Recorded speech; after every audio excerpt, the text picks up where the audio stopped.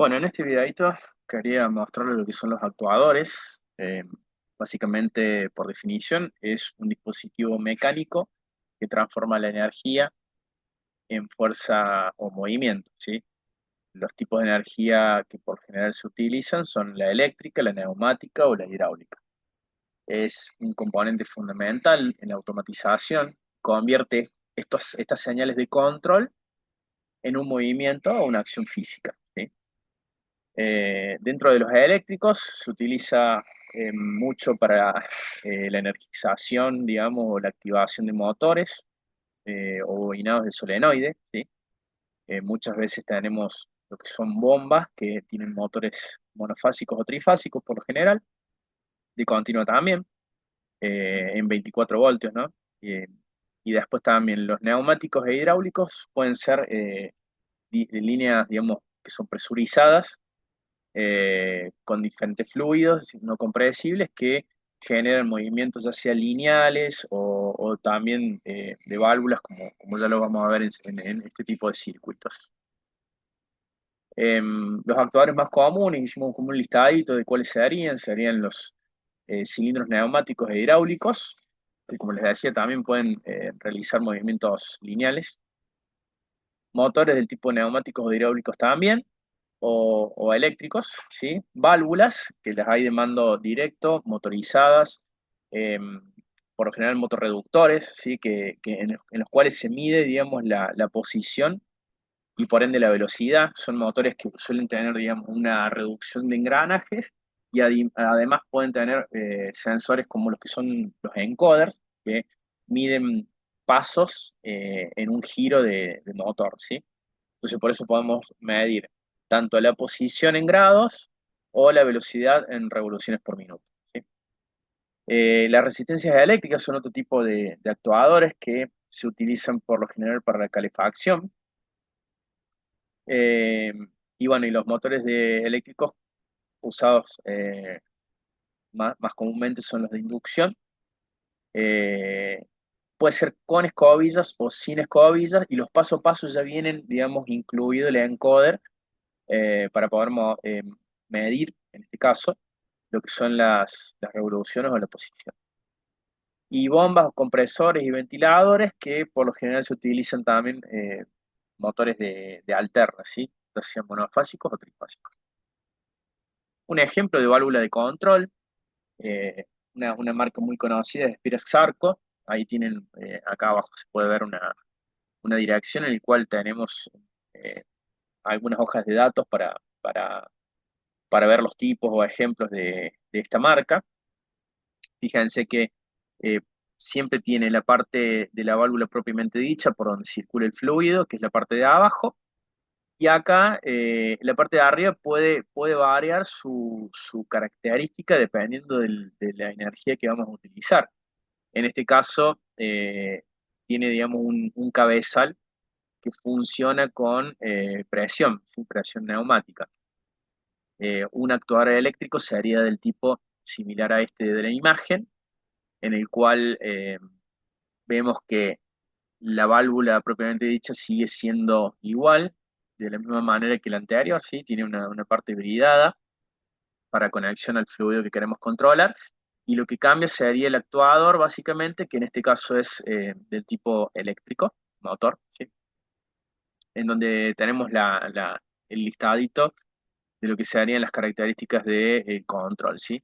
Fíjense, posicionamiento, activación, por ejemplo, ajuste de cero o 4 a 20 miliamperes o de 0 a 10 voltios de continua, ¿sí? Esa es la señal de control que necesita este actuador.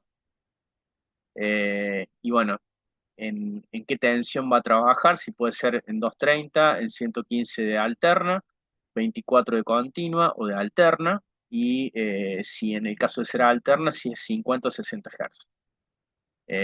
Bueno, las características de consumo, también el tipo de protección, en este caso es IP65, la protección de lo que sería el actuador. Entonces, bueno, eso serían las características de un actuador eléctrico. Uno neumático, en el cual también se puede visualizar sus características. Pero fíjense que siempre la válvula sigue siendo la misma, lo que va cambiando es el tipo de actuador que utilizamos. Y otro tipo de actuador eléctrico, que es del tipo on-off, es uno de solenoide. Por ejemplo, este es una válvula muy utilizada para el manejo de gases, ¿sí? Por ejemplo, no sé, gases de aire acondicionado, por ejemplo, el accionamiento que circule el gas o no circule, directamente se hace mediante un actuador de solenoide. O sea, cuando se energiza la bobina del solenoide, puede ser también con alimentación de alterna o de continua, sí puede ser 220 o 24 voltios. Cuando se energiza la bobina, lo que hace es el vástago o la aguja esta que se ve en la imagen, deja de hacer asiento, o sea, sube debido al electroimán que se genera por la energización de la bobina y el fluido circula a través del válvula. ¿Sí? Bueno, el tema de los variadores de velocidad es un tema muy interesante e importante porque, digamos, para poder manejar la velocidad de motores siempre se realiza a través de un variador de frecuencia o variador de velocidad. Es un dispositivo electrónico que lo que hace es alimentar el motor, y acá se ve en la imagen, de manera que la forma de onda sigue siendo alterna, pero generada por pulsos, ¿sí? La gran, digamos, ventaja de realizar este control del motor es que mediante esta forma de onda, lo que nosotros vamos variando es la tensión eficaz se le brinda a la bobina, o sea, la tensión de alimentación, sin quitarle lo que es la fuerza, que es la corriente. Digamos, el torque del motor siempre es proporcional a la corriente que se le aplica. Entonces, de esta manera, el motor varía su velocidad sin perder fuerza, ¿sí? Puede ser utilizado en motores monofásicos o trifásicos, ¿sí?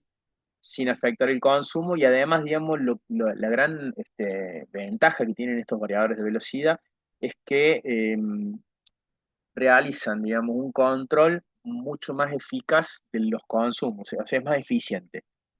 Eh, Uno de los problemas más grandes de las industrias es el manejo de motores en forma masiva, ¿sí? Entonces, lo que produce, digamos, digamos, el arranque de un proceso en su conjunto es el gran consumo del arranque del motor. El momento del arranque del motor es cuando más consumo de corriente se produce. Entonces, bueno, hay alternativas anteriores al uso de un variador de frecuencia, que era, por ejemplo, el arranque suave, que se le llamaba, que se realizaba mediante, a ver, vamos a buscar acá, un arranque suave se da mediante el cambio de la conexión del motor, ¿sí?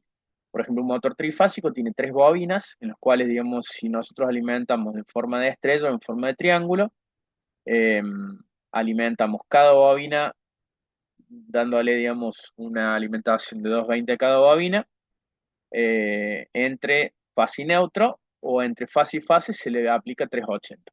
Entonces, por ejemplo, un motor trifásico que se alimenta cada bobina 380, si nosotros lo alimentamos en forma de triángulo, el consumo de corriente es menor que cuando le damos el arranque en forma de estrella, ¿sí? Entonces, digamos, de alguna manera lo que hacemos es activar el arranque en una de las modalidades y después luego pasar a la segunda forma. Entonces, la reducción, alguna de las ventajas, digamos, del arranque de este tipo de conexionado es la reducción de la corriente y el par de arranque, lo cual protege el motor y los circuitos en general, ¿sí?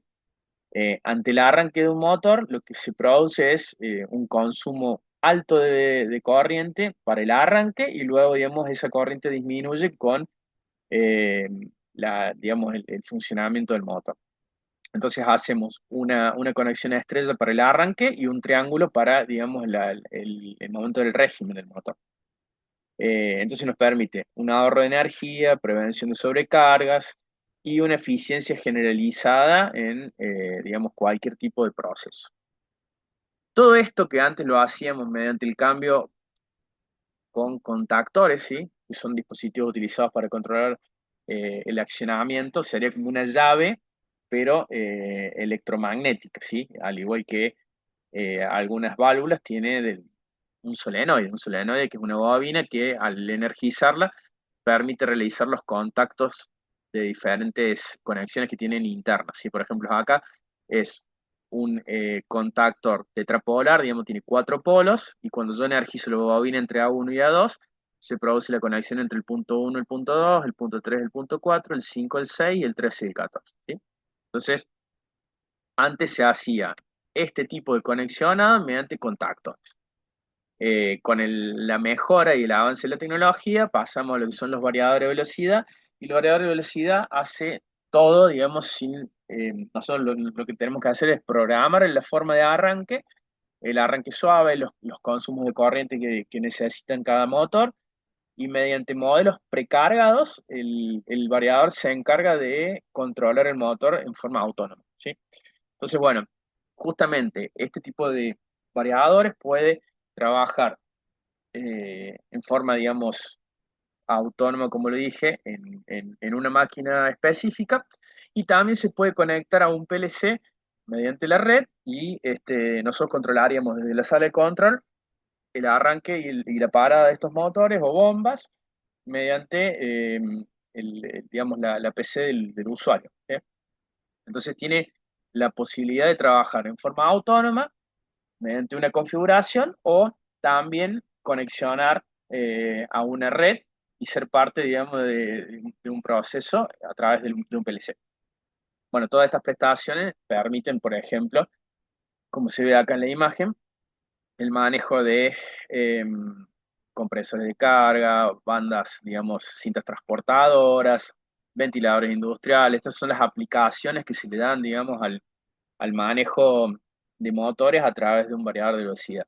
Entonces, por ejemplo, trabajamos manejando digamos, el caudal a través de una bomba, y este PLC, perdón, este variador puede estar conectado a un PLC y informarnos el estado del proceso y manejar todo, digamos, a través de la sala de control, ¿sí? Bueno, estos son algunos de los pros que ya habíamos mencionado, que es justamente el control del consumo, ¿sí? Que sea un poco más eficiente. Esto que es muy importante, que es reducir los picos de arranque y apagado suave de cada uno de los motores que tenemos en nuestro proceso. Y sobre todo esto, que es prolongar la vida útil del equipo y reducir los mantenimientos, ¿sí? Esto, digamos, a baja escala no se siente tanto, pero cuando son industrias muy grandes, en los que tienen varios procesos funcionando, los arranques de cada uno de estos procesos en forma simultánea generan, digamos, picos de consumo muy altos, en los cuales si se puede controlar, digamos, es muy favorable. Bueno, algunos de los digamos, marcas industriales y comerciales que hay dando vuelta es Schneider, es una marca muy utilizada. La línea de variadores Altior es muy conocida y muy utilizada.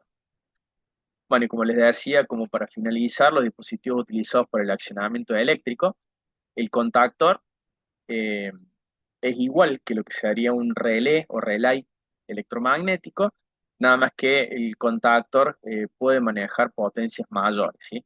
Una mejora, porque estos dos son electromagnéticos, una mejora del manejo de los switch o del conexionado eléctrico es un relé de estado sólido.